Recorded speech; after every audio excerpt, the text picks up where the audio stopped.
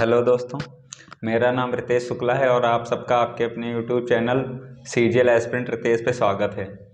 आज मैं आपको मैथ की स्ट्रेटजी के बारे में बताना चाहता हूं जो कि मैंने फॉलो की हैं। और मैं अपनी बात करूं तो मेरा सीजीएल 2024 की सीजीएल 2024 से पोस्टल असिस्टेंट की पोस्ट पे सिलेक्शन हुआ है और सीएचएसएल 24 से एमईए की पोस्ट मिली है सेंट्रल पासपोर्ट ऑर्गेनाइजेशन में।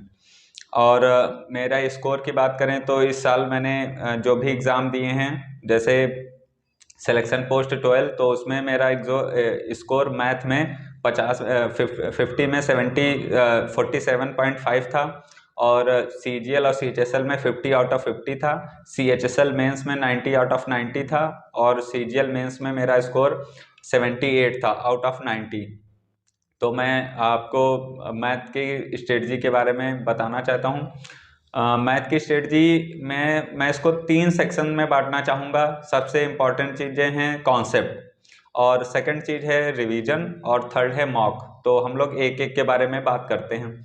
सबसे पहले कॉन्सेप्ट का जैसा कि आप लोग जानते हैं, अगर आप लोग सीजीएल या सीएचएसएल की तैयारी कर रहे हैं तो आप लोग जानते होंगे 23 से 25 चैप्टर हैं टोटल, और इन्हीं चैप्टरों से हर बार एग्ज़ाम में आता है। आपको क्या करना है कि सबसे पहले वो सारे 25 चैप्टर एक पेज पे लिख लेने हैं और उनको चैप्टर वाइज ख़त्म करना है, उनके कॉन्सेप्ट ख़त्म करना है। और कॉन्सेप्ट ख़त्म करना है मतलब मैं ये कहूँगा कि जो आप टीचर फॉलो कर रहे हैं उसको रेंडमली चेंज ना करिए अगर आप उसका आधे से ज़्यादा कोर्स कर चुके हैं। बट ये है कि एक ऐसा सोर्स चुनिए जो आपको एक लिमिटेशन में, एक सही समय में आपको सारी चीज़ें बता सके। मतलब ऐसा भी कोर्स ना लीजिए कि आप उसको मतलब आप उसको कर ही ना पाएँ। मान लीजिए 5 महीने में आपका एग्ज़ाम है और आप बहुत ही लेंदी कोर्स ले रहे हैं, फिर आप उसका कब रिवीजन कर पाएंगे, आप उसको कर ही नहीं पाएंगे। इसलिए थोड़ा क्रिप्स चीज़ें लीजिए। और अभी मैं आपको अपने सोर्स के बारे में बताऊंगा कि मैंने क्या फॉलो किया है। आप कॉन्सेप्ट क्लियर करने के लिए आप किसी भी टीचर को फॉलो करिए, उनके सारे वीडियोस देखिए। वीडियोस को जब वीडियो वो बताते हैं क्वेश्चन स्क्रीन पे आते हैं उसको पॉज करिए और उसको लगाइए। ये मेरा तरीका है इसीलिए मैं आपको बता रहा हूँ। और फिर उन क्वेश्चन को, उनके जब सारे चैप्टर्स, हर चैप्टर के टाइप वाइज क्वेश्चन होते हैं, उन टाइप वाइज क्वेश्चन को बाइफरकेट करिए और उन्हें उसी तरीके से लगाइए। और जो टीचर आपको मतलब पीडीएफ दें उनको भी फॉलो करिए। एक बार एक चैप्टर खत्म होने के बाद उसकी पीडीएफ जरूर लगाइए और फिर उस चैप्टर के टेक्स्ट बुक से आप चैप्टर टेस्ट लगा सकते हैं विद इन टाइम। जैसे 10 क्वेश्चन होते हैं 7 मिनट में। सबसे पहले आप डायरेक्ट मॉक पे ना जाइए। अगर आप इनिशियल स्टेज पे हैं, आप चैप्टर टेस्ट कीजिए, सेक्शनल टेस्ट दीजिए, ताकि आपको मैथ में आपकी ग्रोथ कैसी है वो आपको पता चले। क्योंकि मॉक में क्या होता है, 4 सब्जेक्ट होते हैं और हम लोग मैथ के लिए कभी टाइम कम बचा पाते हैं, कभी हमारा दिमाग ही इतना, मतलब स्टार्टिंग के मैं बच्चों की बात कर रहा हूँ जो अभी शुरू कर रहे हैं, मैथ को हम इतना सही से अटेम्प्ट नहीं कर पाते हैं। लेकिन जब आप पर्टिकुलर सिर्फ और सिर्फ मैथ के सेक्शनल के मॉक देंगे तो आपका सिर्फ उसी सेक्शन में दिमाग रहेगा और आप उसी से अपनी जो आपने किया है आप ये समझ पाएंगे कि हाँ इस चैप्टर में मैं कितना अच्छा कर सकता हूँ या मुझे किन चीज़ों में मैं लैग कर रहा हूँ।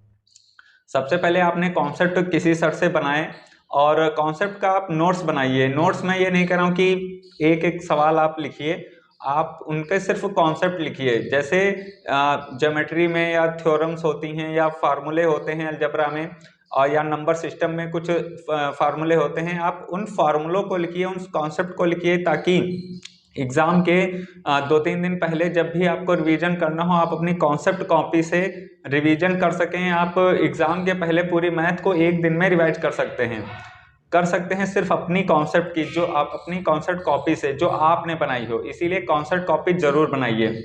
सबसे पहला फोकस, अगर आप मैथ को सीख रहे हैं तो मैथ को सीखने के लिए सबसे पहला फोकस आप कॉन्सेप्ट पे रखिए। जितना क्लियर आपका कॉन्सेप्ट होगा उतनी ही आप मैथ को कभी भूलेंगे नहीं। बहुत मेरे दोस्त हैं वो बोलते हैं कि मैं एक चैप्टर करता हूँ तो फिर जब दूसरे चैप्टर पे आता हूँ तो पहला भूल जाता हूँ। ऐसा नहीं होगा जब आपकी इनफ प्रैक्टिस होगी। कभी भी मैथ को इतना ज़्यादा ना खींचिए कि आप एक चैप्टर में ही उसको इतना ज़्यादा खींच रहे हैं, आपको मास्टरी करनी नहीं, आपको सिर्फ एग्जाम निकालना है। सारे चैप्टर को इक्विवेलेंट वैल्यू दीजिए। कुछ चैप्टर होते हैं जैसे सीआई वगैरह, इंस्टॉलमेंट वगैरह, जो जैसे चाल, समय, दूरी वाला, ये थोड़े अच्छे चैप्टर हैं, इनको आपको ज़्यादा रिवीजन देना होगा। प्रॉफिट लॉस कुछ बच्चों का कमज़ोर होता है, इनमें आपको एक्स्ट्रा एफर्ट मारने पड़ेंगे। तो सबसे पहले मैंने जो बताया कॉन्सेप्ट के लिए आप एक टीचर को फॉलो करिए, अपने कॉन्सेप्ट नोट्स बनाइए और सारे चैप्टर कंप्लीट करिए और चैप्टर वाइज टेस्ट दीजिए, फिर उनके पीवाईक्यू क्वेश्चन करिए और फिर सेक्शनल मॉक पे जाइए। अब बात हो गई रिवीजन की। रिवीजन के लिए मैंने देखा है बहुत से लोगों को कि वो पहले तो एक टीचर का कोर्स करते हैं, फिर रिवीजन के लिए उसी टीचर का दूसरा कोर्स ले लेते हैं, या फिर कोई नई उन्होंने सीरीज देखी यूट्यूब पे और वो उसका रिवीजन करने लगते हैं। ऐसा ना करिए, ये सबसे बड़ा ब्लेंडर है। आपने जिस टीचर का आपने कोर्स किया है या जो आपने प्लेलिस्ट फॉलो की है, आप उसी का रिवीजन करिए। देखिए, जब एक चीज का आप मल्टीपल टाइम रिवीजन करते हैं, वो चीज आपकी ज्यादा आपके लिए यूजफुल होती है। देखिए, आपके पास चाहे जितने भी हथियार हों, लेकिन अगर आपको वक्त आने पे आप सबसे जो आपका हैंडी हथियार होगा, जो आप सबसे ज्यादा यूज करते होंगे घर पे, वही आप मतलब वहां पे यूज कर पाएंगे। इसीलिए आपको उतना सीखना है जितना आप एग्जाम में इम्प्लीमेंट कर पाए।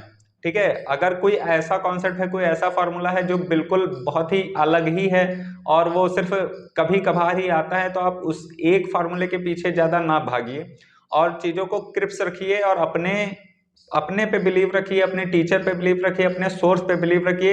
एक सोर्स अगर आप कर रहे हैं तो किसी के बताने पे, इवन मेरे भी, आप अपना सोर्स या अपने कॉन्सेप्ट चेंज ना करिए। ठीक है, हर टीचर का कभी कभी पढ़ाया आता है, कभी कभी नहीं भी आता है, तो टीचर पे बिलीव रखना बहुत जरूरी है। फिर जो आपने कॉन्सेप्ट किए हैं उसी का आप मल्टीपल टाइम रिवीजन करिए। देखिए, जितना आप रिवीजन करेंगे उतना ही आपकी चीजें स्ट्रांग होंगी। रिवीजन के बाद बात आती है मॉक की। मॉक का टेक्स्ट बुक सबसे अच्छा है। टेक्स्ट बुक में आप पीवाईक्यू दीजिए, आप पिनेकल की बुक ले सकते हैं या कोई भी ऐसी बुक जिसमें आपका पीवाईक्यू दिए हों। पीवाईक्यू मॉक देने से आपको पैटर्न पता चलता है कि हाँ, पिछले साल एसएससी क्या पूछ रहा था, इस साल क्या पूछ रहा था, और जो मैं पढ़ रहा हूँ वो चीजें रिलेवेंट हैं या नहीं। अगर आपको ये देखना है कि कोई टीचर कितना रिलेवेंट पढ़ाता है, तो सिंपल सी बात है, आप उसकी क्लासेस करिए और आप पीवाईक्यू लगाइए। अगर आपको पीवाईक्यू लगाते आपके सारे क्वेश्चन बन रहे हैं, इसका मतलब उसका कंटेंट बिल्कुल रिलेवेंट है। जब आपके मॉक में नंबर अच्छे आने लगे तो आप फिर फुल मॉक की तरफ जा सकते हैं। फुल मॉक आप लगाएंगे तो आपको सेल्फ बिलीव होगा कि हाँ, मैं अच्छा कर रहा हूँ। और आप अपनी अटेम्प्टिंग स्ट्रेटजी के भी बारे में थोड़ा ये ध्यान रखिए कि आपको कोई भी क्वेश्चन ईगो पे नहीं लेना है। इवन एग्जाम में भी बहुत बच्चे मैंने देखे हैं जिनकी मैथ बहुत अच्छी है, उनके कॉन्सेप्ट बहुत अच्छे हैं, लेकिन वो स्ट्रेटजी में क्या करते हैं कि वो अटेम्प्टिंग स्ट्रेटजी में वो बहुत ब्लंडर कर देते हैं। वो क्या करते हैं कि अगर स्टार्टिंग के 10 क्वेश्चन में से 3 क्वेश्चन भी टफ आ गए, तो एकदम से उन्हीं 3 क्वेश्चन में इतना खो जाते हैं कि नहीं, मेरी तो मैथ स्ट्रांग है, मैं कैसे ये छोड़ दूंगा। और फिर वहीं से उनके वो टाइम उनमें ज़्यादा दे देते हैं और फिर वो अच्छा नहीं कर पाते या अच्छा स्कोर नहीं ला पाते हैं। आपको क्या करना है कि आप अपनी अटेम्प्टिंग स्ट्रेटजी को स्ट्रिक्टली फॉलो कर दीजिए, क्वेश्चन को स्किप जरूर करिए। मैथ को कभी दिल पे ना लें, ईगो पे ना लें कि हाँ नहीं, मुझे 25 के 25 ही करने हैं। अगर आप 23 भी कर रहे हैं, अगर आप इनिशियल स्टेज पे हैं, आप 25 में से 18 भी कर रहे हैं तो भी बहुत अच्छा है।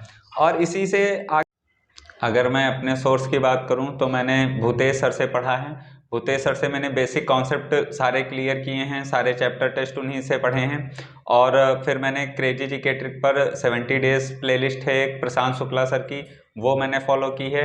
प्रशांत सर ने सारे चैप्टर और उन चैप्टर में कितने टाइप के क्वेश्चन हैं वो बहुत डिटेल में कराए हैं। अगर कोई बेसिक से करना चाहता है तो वो प्लेलिस्ट सबसे अच्छी हैं, उसमें आपको सारे टाइप्स पता चल जाएंगे और आपको एक सेंस ऑफ कंप्लीशन भी मिलेगा कि हाँ, मैंने कोर्स कंप्लीट कर लिया है। और फिर उसके बाद आप सिर्फ प्रैक्टिस कर सकते हैं उन प्रशांत सर की पीडीएफ से या किसी भी जो टीचर आप फॉलो कर रहे हैं उनकी पीडीएफ से। और अगर आप चाहते हैं कि मैं अन्य सब्जेक्ट की भी स्ट्रेटजी के बारे में वीडियो लाऊं तो प्लीज़ कमेंट करें। Thank you.